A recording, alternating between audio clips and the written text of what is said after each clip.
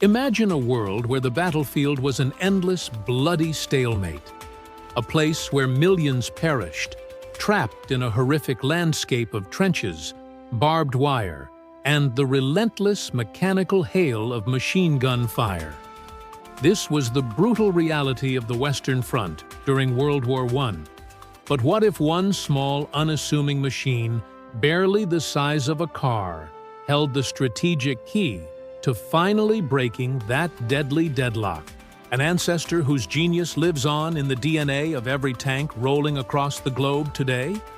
Meet the Renault FT, the tiny pioneer that didn't just fight a war.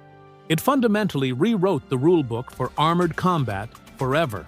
While it may look like an antique next to the metallic giants of modern warfare, this pint-sized powerhouse introduced a suite of revolutionary features that would define the main battle tank for the next century.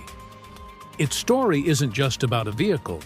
It's a testament to the power of thinking small in an era obsessed with massive destruction. But the question remains, how did this humble vehicle emerge from the muddy trenches of France to conquer and shape the entire history of armored warfare? The journey begins in the grim year of 1916. The war had descended into a nightmarish, attritional hellscape of futility, where human courage met mechanical mass murder.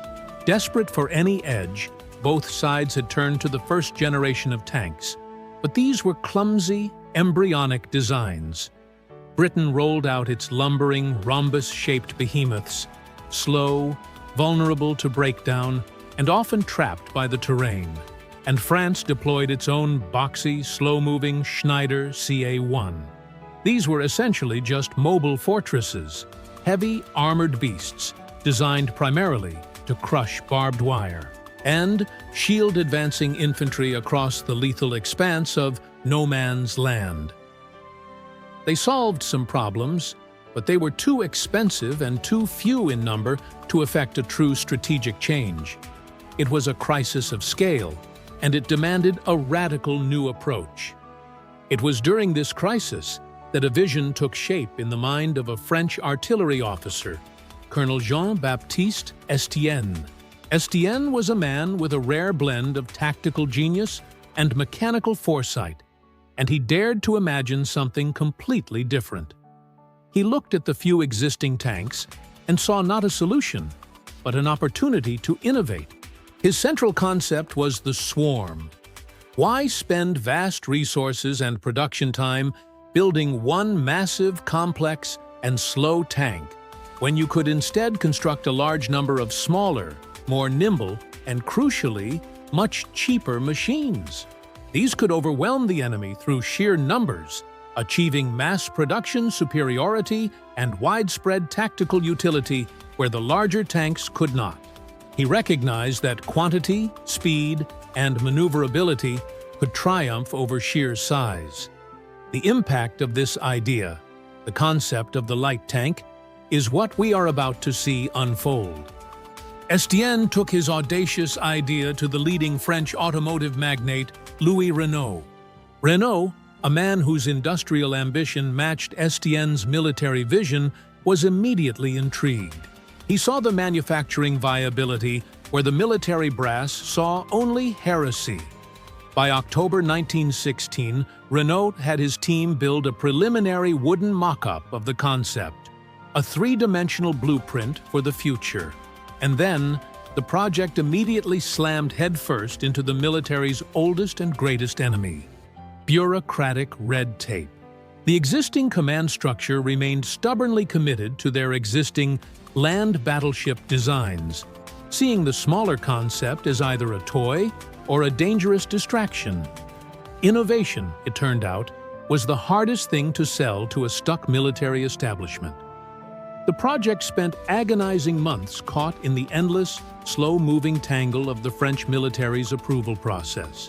It took a bewildering sequence of changes within the French political and military leadership, a dizzying turn of events that saw new, more forward-thinking officials take power before the little tank was even allowed to be tested. Finally, in January of 1917, the first functional prototype was ready. The results were convincing, and orders for an initial batch of 150 units were reluctantly placed in February. But even then, the bureaucratic Hydra was not slain. The tangled web demanded more exhaustive testing and modifications throughout April and May. Production, in earnest, finally began in September 1917, nearly a full year after Estienne's concept had first been mocked up in wood. It was a classic example of military innovation proceeding at the slowest possible pace, but the inertia had finally been broken. The resulting vehicle was officially christened the Renault FT. Despite various romantic suggestions that the letters stood for acronyms like fabled tonnage, low tonnage, or franchisseur de tranchée, trench crosser, the reality is perhaps less dramatic, but equally telling of its origin. FT was simply the next available letter combination in Renault's internal production naming system. This humble, almost accidental designation speaks to its status as a vehicle of pure function, though sometimes referred to as the FT-17 for the year it was introduced. This name only truly entered the records after the war. What mattered was not its name, but what it was, and what it could do. By any standard of comparison, even those of the First World War, the Renault FT was comically small, the veritable chihuahua of the tank world. Like other armored vehicles of the era, the Renault FT was produced in male and female versions depending on its armament. The male variant was fitted with a Puto SA-18 37mm cannon, intended for direct assault and anti-tank work. The female version carried an 8mm M1914 Hotchkiss machine gun, primarily for infantry suppression. This armament might seem pitiful when compared to the vast cannons of its larger contemporaries, but the Renault FT had a singular, game-changing innovation that instantly rendered every other tank obsolete. Its weapons were mounted in a fully rotating turret, providing an unprecedented 360-degree firing arc. Armored cars had experimented with turrets, but this was the first time such a feature had appeared on a fully tracked armored vehicle. This single design element was so revolutionary, so profoundly correct, that virtually every tank since, from the mighty World War II Tiger to today's cutting-edge Abrams, has followed its lead. It was a fundamental reimagining of the tank's purpose on the battlefield. This revolutionary design also prioritized efficiency in its crew. Unlike the massive World War I land ships that required a large team of operators, the Renault FT needed just two brave souls: a driver sitting in the hull and a commander who stood directly behind him operating the turret weapon and serving as the eyes and ears of the crew. Efficiency was maximized, but comfort was non-existent. Picture being squeezed into a steel phone booth wearing a suit of armor during a heat wave. That's the reality of commanding the FT. But for its role, it was absolutely efficient. In terms of protection, the tank was designed to shrug off what mattered most. It was armored with steel plates ranging from 8mm thick on the hull to a maximum of 22mm thick on the turret, allowing it to easily stop small arms fire and shrapnel. A direct hit from artillery would, of course, turn it into a very expensive coffin, but its job was to survive rifle fire and machine gun rounds, which it did admirably. The risk was ever present, but the potential payoff was immense. The FT also pioneered yet another feature that became standard on modern tanks: a rear-mounted engine. This four-cylinder Renault unit generated a modest 35 horsepower. To put that in perspective, that's less power than many modern sit-on lawnmowers. Yet, this mighty power plant propelled the tank to a blistering top speed of about 5 mph, 8 kmh. While a pedestrian could theoretically outpace it in a sprint, this was considered quite fast and highly reliable by 1917 tank standards. Its operational range was limited to approximately 22 miles 35 kilometers, but this was more than sufficient for its intended role, supporting the infantry as they assaulted the enemy front lines.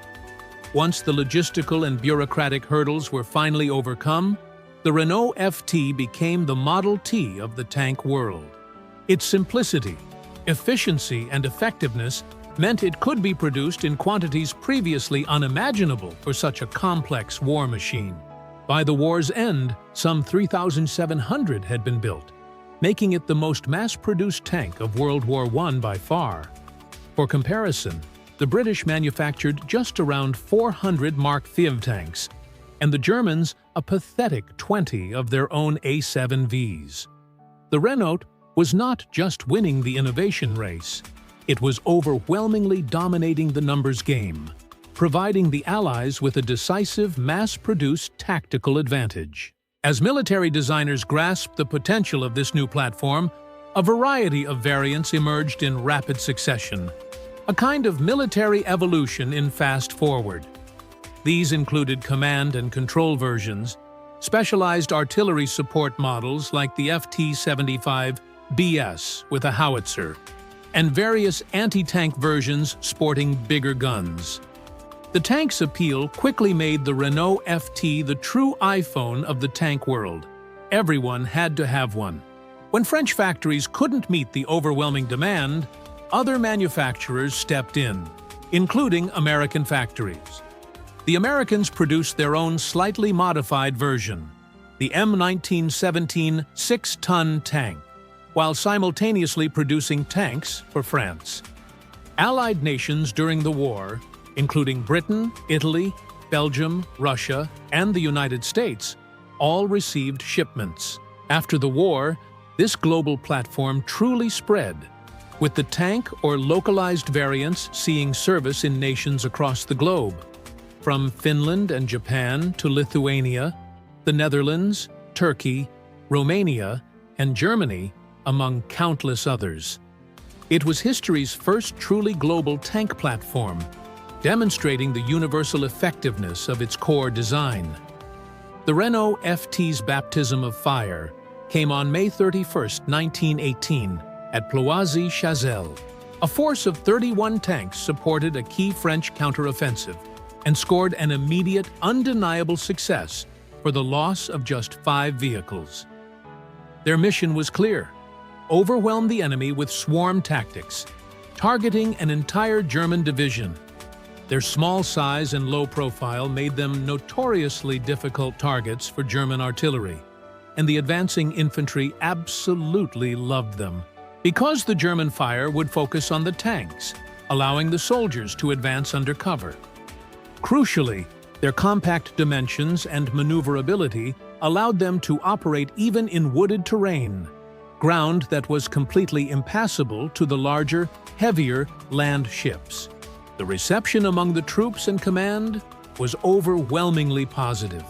Despite suffering some early mechanical issues with radiator belts and cooling systems, the common fate of pioneering machinery, the Renault FT proved its worth on the battlefields of 1918. Its success was so profound that the French were preparing vast numbers for a massive planned spring 1919 offensive. That offensive never came, however, because hostilities ceased before the turn of the year. The tank had done its job. It had helped swing the momentum of the war decisively in the Allies' favor. The story didn't end with the armistice. After the war, countless nations built the foundations of their new armored forces around the Renault FT.